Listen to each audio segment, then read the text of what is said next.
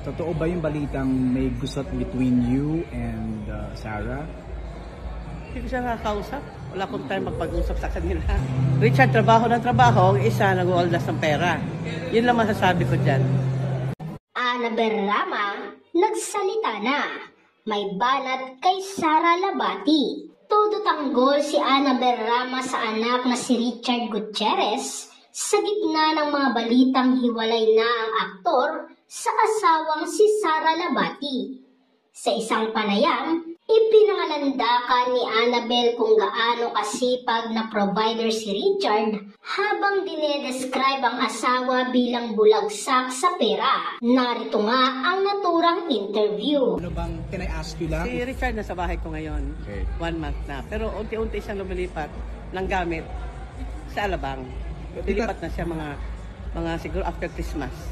Tita, can you confirm na hiwalay na yung dalawa? Hindi pa ko pwede magsalita eh. Basta sabihin ko sa iyo, si Richard nasa akin ngayon. Okay. Ang Yun mga lang bata, masasabi tita? ko. Ngayon, mga bata na kay Richard. Okay. Totoo ba yung balitang may gusot between you and Sarah? Hindi ko siya nakakausap. Wala akong time magpag-usap sa kanila.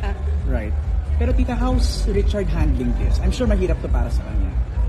Mahirap sa kanya kasi unang-una, trabaho siya ng trabaho. Wala siyang ginawa kundi magtrabaho. Pagdating niya sa Manila, hindi niya alam bakit nagkaroon ng gulo. Yun lang yun. Hantay na lang kayo kasi malalaman nyo rin. Okay. Not now, okay? Not now. Tita, last na lang. Totoo ba yung na. issue na masyadong magastos?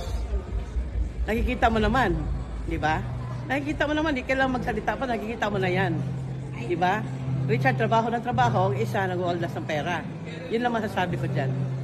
Narito naman ang samot-saring komento mula sa mga netizens. Ay, ayaw ko ng ganun biyanan, pakialamera. Dapat kasi maggitna ang mga biyanan, huwag ang anak ang kampihan. Ay, hirap maging biyanan nito. Yung tipong kakahilom lang ng tahi mo, mag-work ka na at hindi pwedeng anak niya lang mag-work ng mag-work. Hindi dapat ganyan bilang isang biyanan. Isipin mo rin ang feelings ng mga apo mo at pagkakaroon ng isang buong pamilya. Sila dapat mag-asawa ang nag-uusap at guidance advices na lang sa'yo bilang isang mabuting ina sa mga anak. Hanggang ngayon ay wala pa ring opisyal na pahayag ang mag-asawa kung totoo ang mga chikang hiwalay na sila. Nagumpisa ang breakup rumors nang mapansin ng netizens na hindi na nagpo-post ng pictures together sina Sarah at Richard sa social media.